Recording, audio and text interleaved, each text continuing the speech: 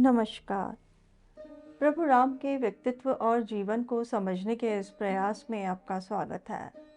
यह वार्तालाप श्रृंखला राम को जानने, समझने और मन में बसाने के लिए है। इसमें मैं योगिता पंत, अपने मार्गदर्शक एवं गुरु अनिल चावला जी के सम्मुख कुछ जिज्ञासाएं प्रकट करती हूँ और वे समाधान करते हैं। आइए इस वार्तालाप का आनंद लें। अनिल जी, बहुत बहुत स्वागत है आपका। नमस्कार। अनिल जी, पिछली बार आपने बताया कि रावण की सभा चल रही थी, वहाँ पर कुंभकर्ण और महापार्श्व ने अपने विचार व्यक्त करे थे। महापार्श्व ने तो सीता के साथ बलात्कार करने की भी सलाह दी थी रावण को। उसके पश्चात वहाँ पे उपस्थित लोगों में से किसी ने कुछ और कहा? कुंभकर्ण और महापार्श्व जी ये दो बड़े प्रमुख व्यक्ति थे, उन्होंने बात कही। जी उसके बाद एक वहां बहुत महत्वपूर्ण व्यक्ति और था, वो था रावण का भाई, छोटा भाई विभीषण।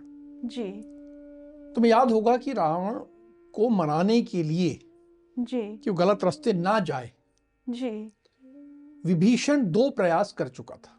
एक बार सबके सामने, जी एक बार व्यक्तिगत रूप से महल में जाके सुबह सुबह बात करके आया था। उसी दिन सुबह बात करके आया था, जी बताया था कि कैसे अपशकुन हो रहे हैं, सारी बात बताई थी। और उसे लग गया था कि रावण मेरी बात मानने वाला नहीं है। अगर जी मानने वाला होता तो ये सभा इस ढंग से बुलाई नहीं जाती, सेना की तैयारी नहीं की जाती, तो वो तो सारे लक्षण तो दिख रहे थे। जी फिर भी विभीषण खड़े हुए और उन्होंने कहा कि हे राजन, हे मेरे बड़े भ्राता, जी ये सीता नामधारी विशाल सर्प को आपके गले में किसने डाल दिया है? ये बड़ी बहुत भारी मुसीबत आपके गले में डल गई है। ये सीता जो है ये आपका विनाश कर देगी। इसका हर अंग आपके लिए विषकारी है, इसका विचार ही विषकारी है, इसका हृदय विषकारी है, सब कुछ आपके लिए साक्षात विष है। देखिए, रावण कह चुका था जी कि मैं चाहता हूं कि सीता मेरे पास रह जाए और राम लक्ष्मण मारे जाए। जी उसके बावजूद विभीषण खड़े होकर इतना कह रहे हैं। फिर कहते हैं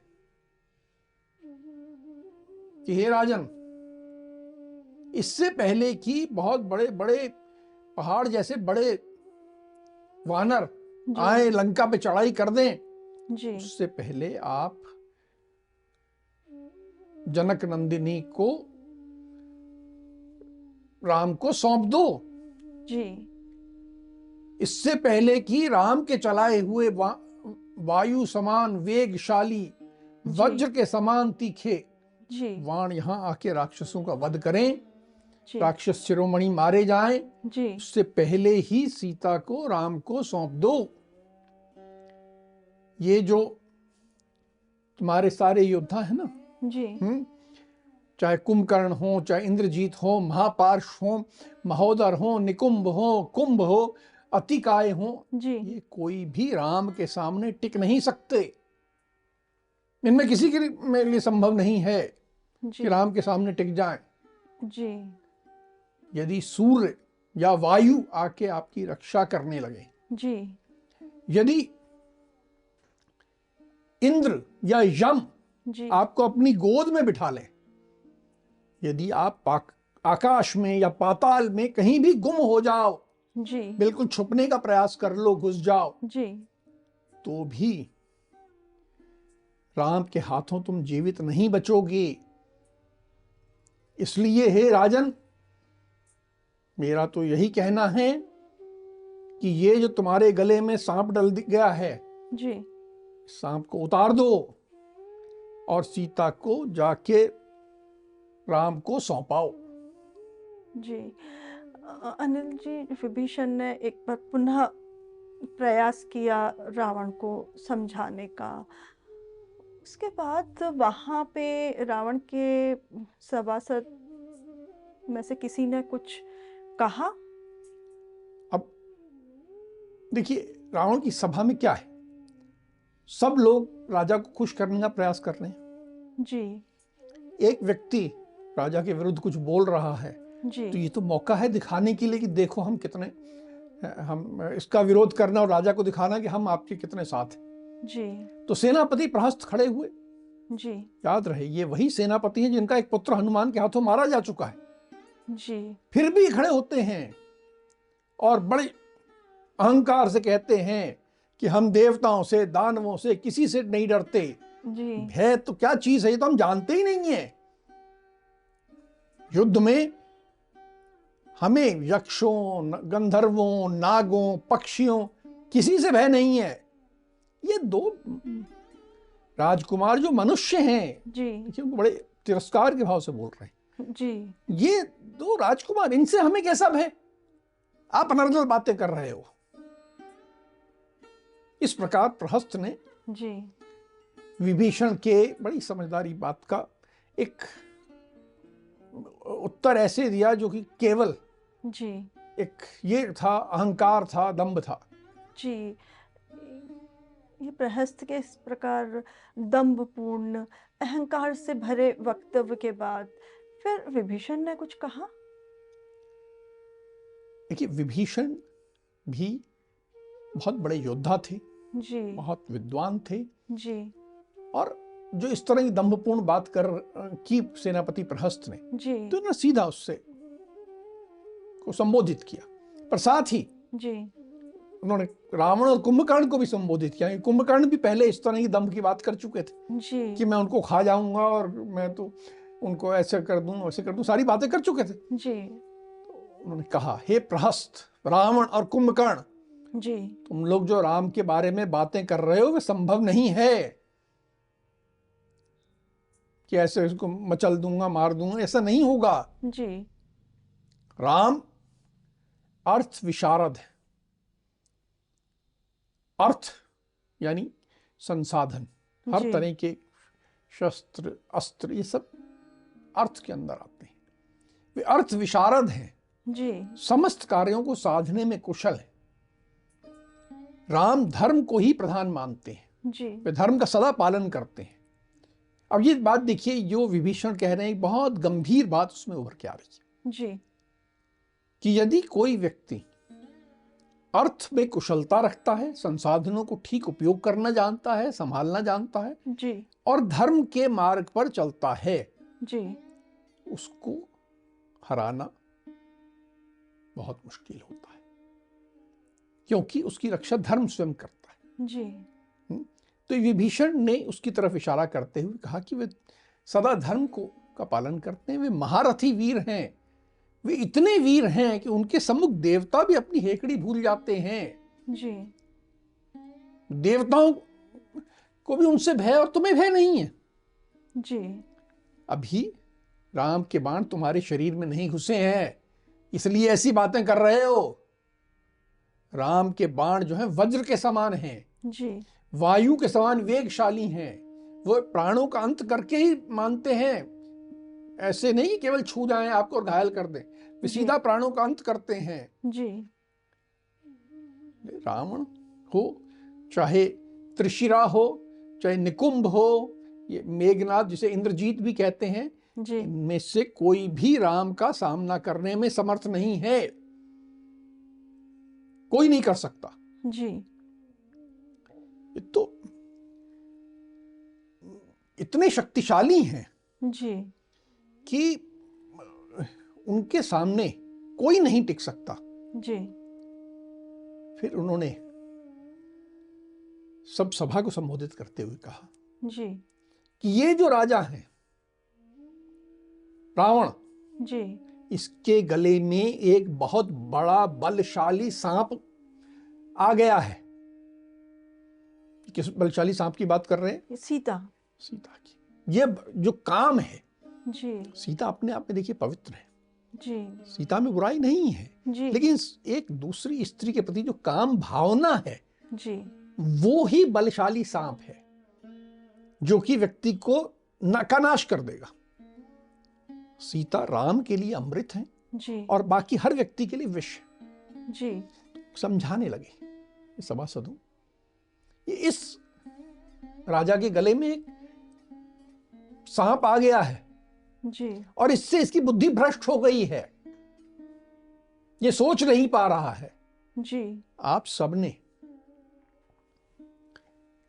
इसके राज्य में इसकी कृपा से बहुत सुख भोग किया है। जी। आप इसके हितैषी हो, इसके सुहृदय हो। जी। जब हमारा कोई बहुत प्रिय व्यक्ति जी। किसी गलत रास्ते जाने लगता है जी। तो हम उसे बलपूर्वक रोकते हैं, पूरा बल का प्रयोग करते हैं भाई वो गलत रास्ते ना जाए। जी। यदि अपना कोई बच्चा और गड्ढे में गिर रहा है जी। तो अपन उसको जबरदस्ती रोक लेंगे, जी। जाने तो नहीं देंगे। जी। तो कहा कि हे सभासदों, इसके गले से सांप उतारो, जी। यदि आवश्यकता पड़े तो बल का प्रयोग भी करो और इसको रोको। जी। ये उस रास्ते जाने का ज्यादा जिद करे तो इसके केश पकड़ के रोक लो। समझे? बिल्कुल ये बालक की तरह जिद कर रहा है। जी। और इसको रोकना तुम सबका कर्तव्य है, क्योंकि इसकी बर्बादी में हम सब बर्बाद होंगे, पूरा राज्य बर्बाद हो जाएगा। जी। इसलिए इसके गले से सांप उतारो, इसको बलपूर्वक रोको, और इसमें ही, इसको रोकने में ही जी। इस राजा की भी भलाई है जी। और इस राज्य की भी भलाई है, लंका की भी भलाई है। जी।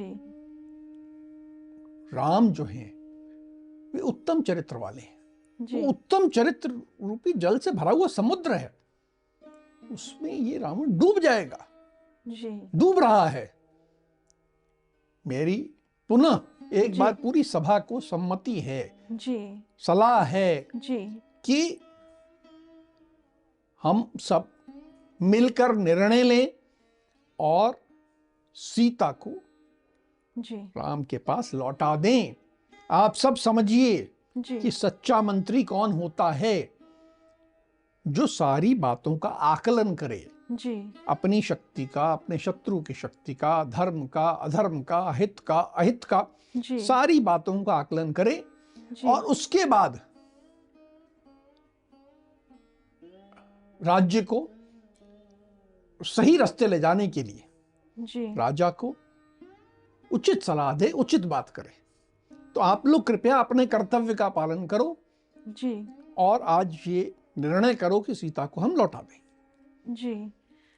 विभीषण की इस तरह सलाह देने पर रावण की सभा में से किसी ने फिर कुछ प्रतिक्रिया दी?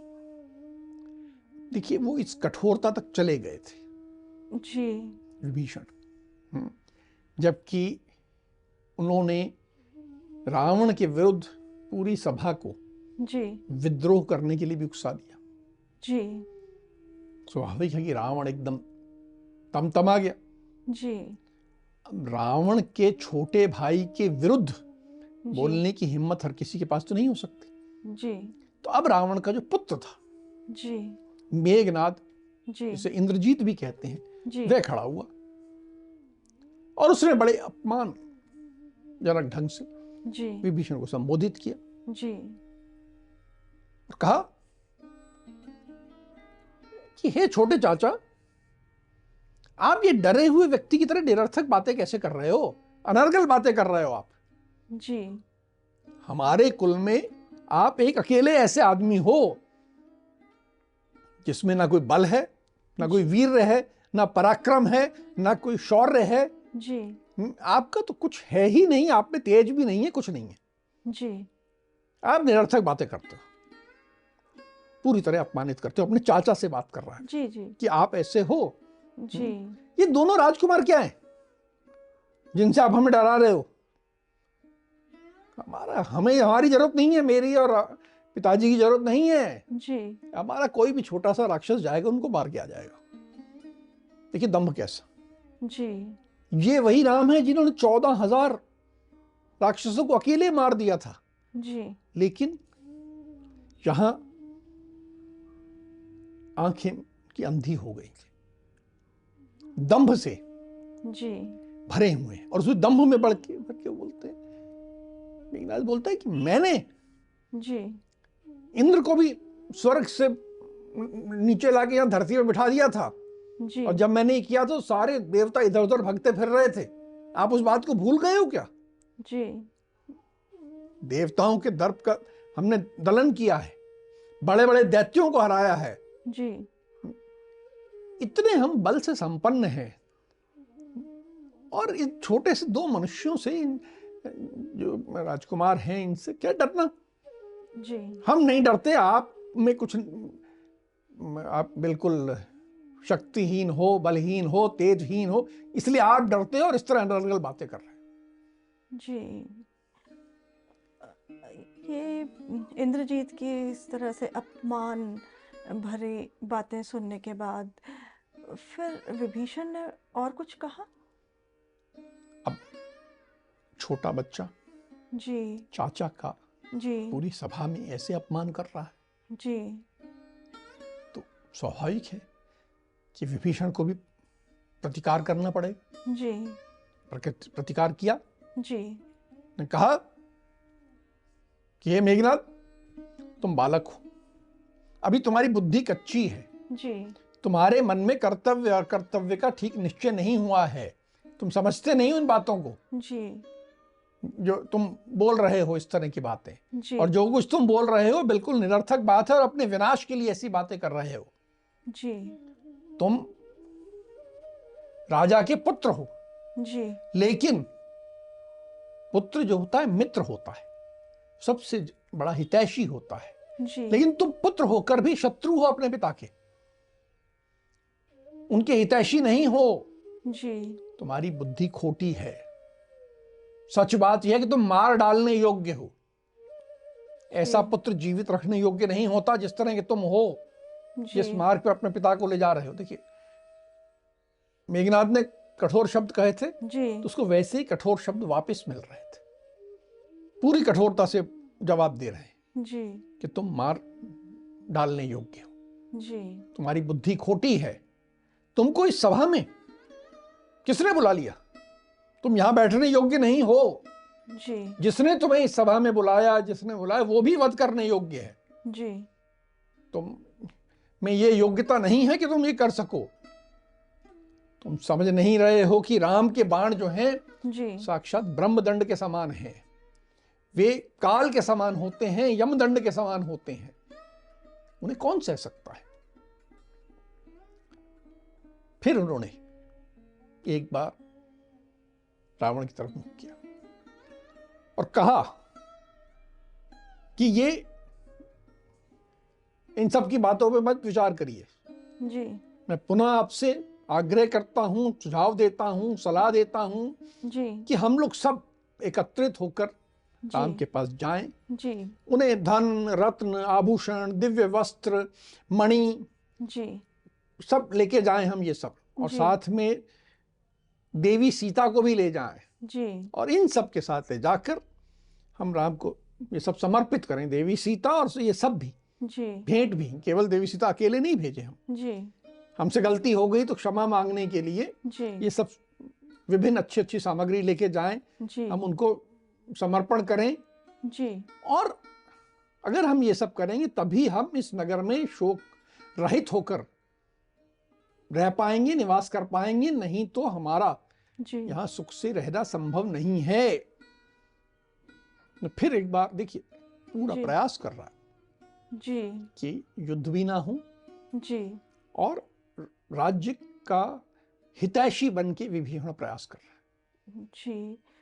अब ये इंद्रजीत और विभीषण में जब गर्मा गर्मी चल रही थी, तो रावण ने भी कुछ कहा?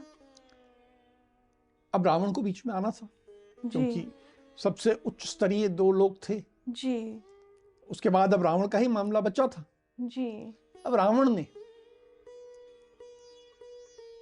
विभीषण की ओर बड़े क्रोध से देखा।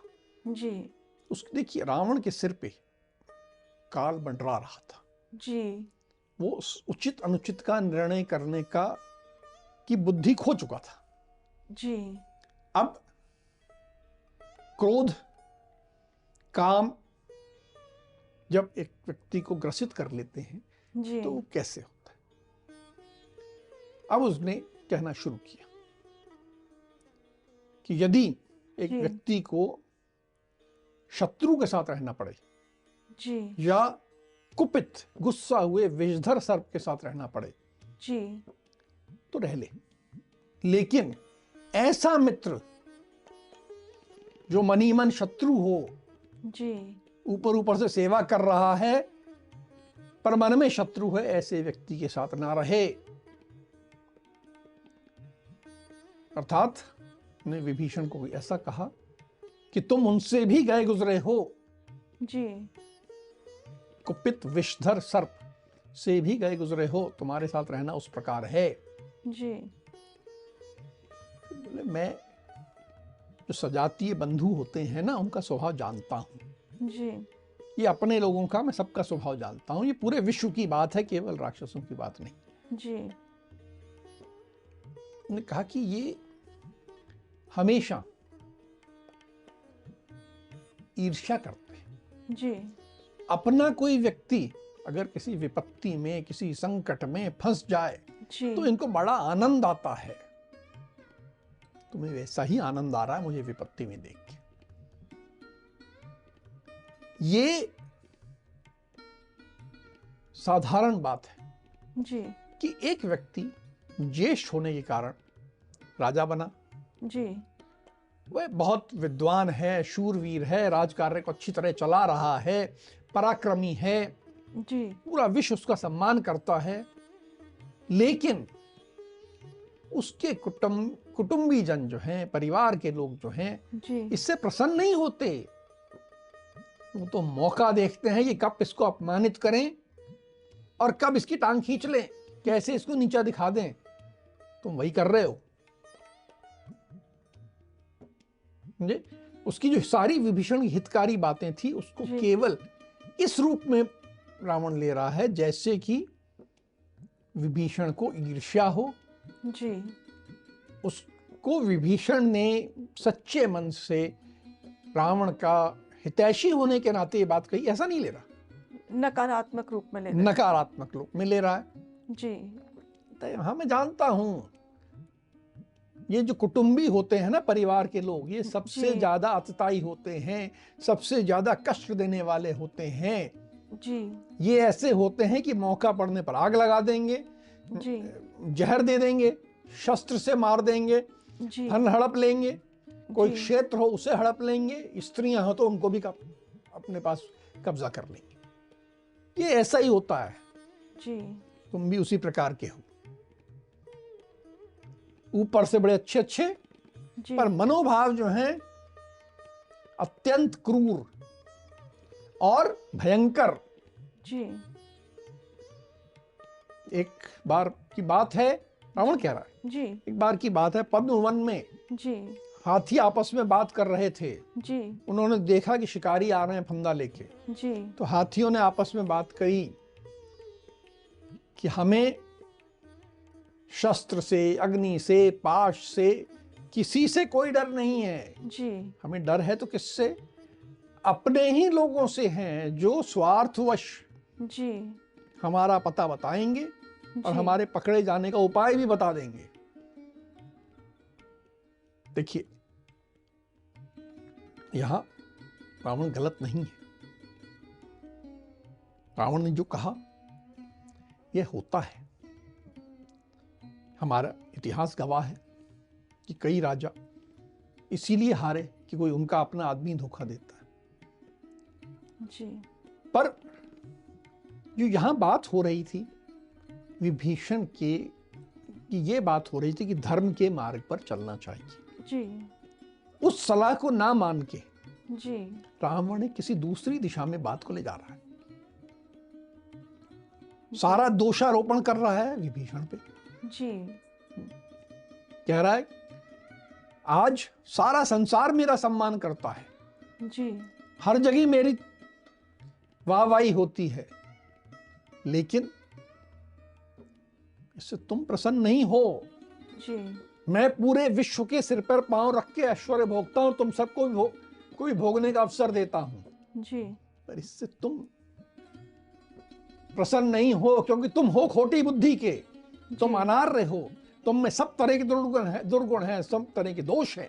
जी, तुमको मैंने इतना स्नेह दिया, किसी काम का नहीं है। तुम उस स्नेह से तुम्हारे मन में कोई आर्द्रता नहीं आई, तुम मेरे प्रति दुर्बुद्धि रखते हो, जी। देखिए कैसे, बोले हाथी जो होता है ना, जी। वो नहाने के बाद पूरा स्वच्छ हो जाता है जी। और बाहर निकलता है, धूल लेता है और अपने ऊपर पूरे शरीर पे फिर धूल डाल लेता है, अपने आप को फिर गंदला कर लेता है। जी। तुम भी उसी प्रकार के हो। तुमसे कुछ भी मित्रता करा, मैंने तुम्हें इतना स्नेह दिया, कुछ दिया, जी। कोई मतलब नहीं है। दुर्जनों की मित्रता हमेशा दूषित ही होती है और तुम्हारे से मित्रता जो है जी। वो दूषित ही रही है। तुम मेरे शत्रु हो। बोले तुम कुल कलंक हो, कुल कलंक निशाचर, तुझे धिक्कार है।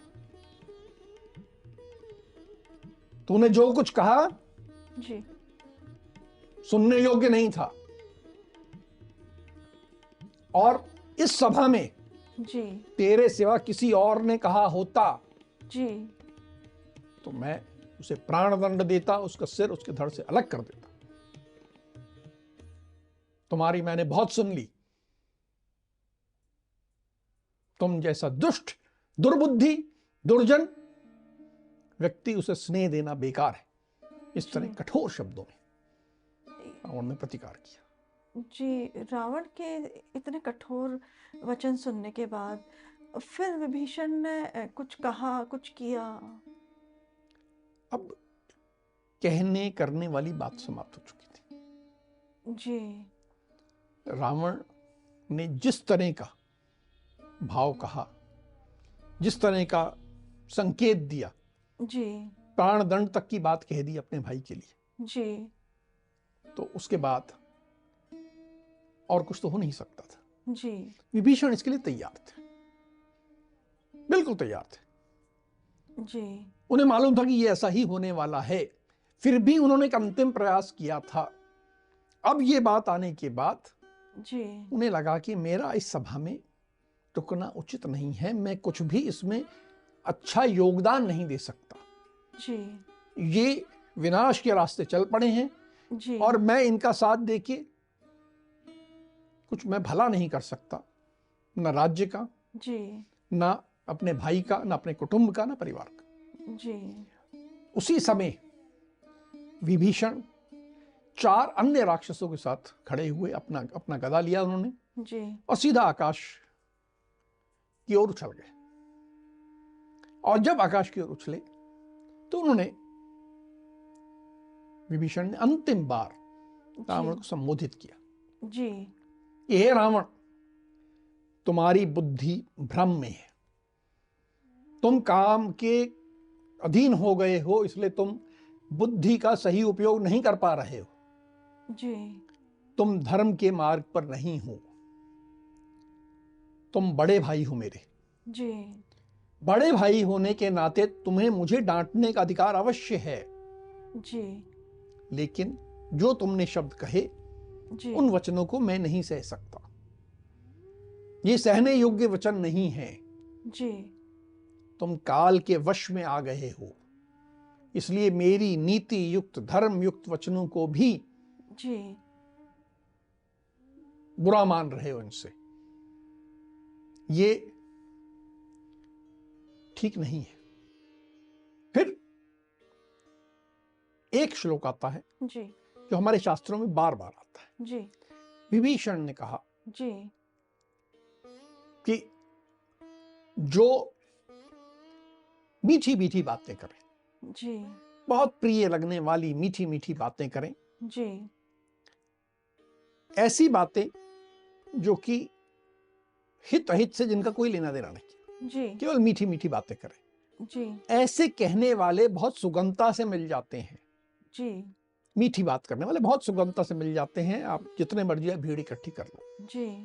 लेकिन ऐसे लोग जी। जो कड़वी बात करें, ऐसी बात जो कि उस समय कड़वी लगे, बुरी लगे, जी। पर जिसका बाद में परिणाम हितकर हो, ऐसी बात, ऐसी कड़वी बात जी। कहने वाले और सुनने वाले दोनों दुर्लभ होते हैं।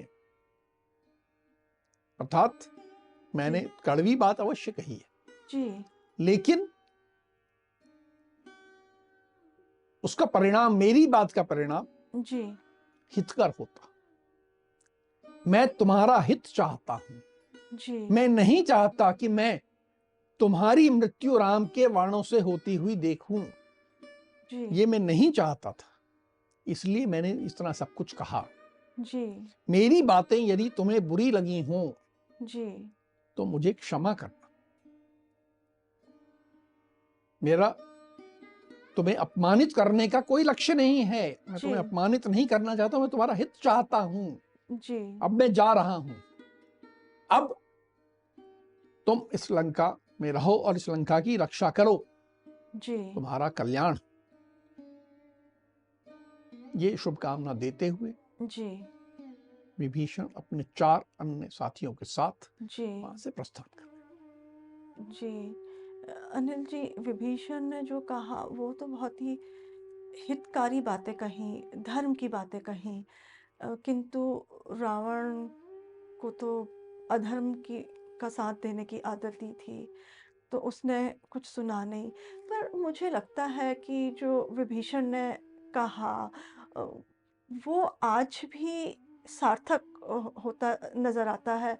ये हम चाहे कोई राजनेता के बारे में कहें या फिर हम एक कंपनी के बारे में, प्रबंधन के बारे में कहें कि वो एक व्यक्ति जो कड़वी बातें कहता है, चाहे वो राजनेता के करीब हो या फिर कोई कंपनी के मालिक के करीब हो, तो उसको तो बाकी जो चमचे कहें, वो सब उसको अलग कर देते हैं, उसको टिकने नहीं देते उन लोगों के सामने। ये हम सबके लिए सीखने वाली बात है कि हमें जो बहुत मीठा-मीठा बोले, हमारे बारे में हमारी बहुत तारीफ़ करे, उनसे हमें थोड़ा-सा सतर्क रहना चाहिए। अब हम आज की चर्चा को यहीं विराम देते हैं। आगे विभीषण के जाने के बाद और क्या होता है, वो हम अगली कड़ी में आपसे सुनेंगे। आज की चर्चा को हम यहीं विराम देते हैं। अगली कड़ी में राम और हनुमान के जीवन से जुड़े कुछ अनछुए पहलुओं के साथ हम दोनों फिर उपस्थित होंगे। राम, राम। राम राम।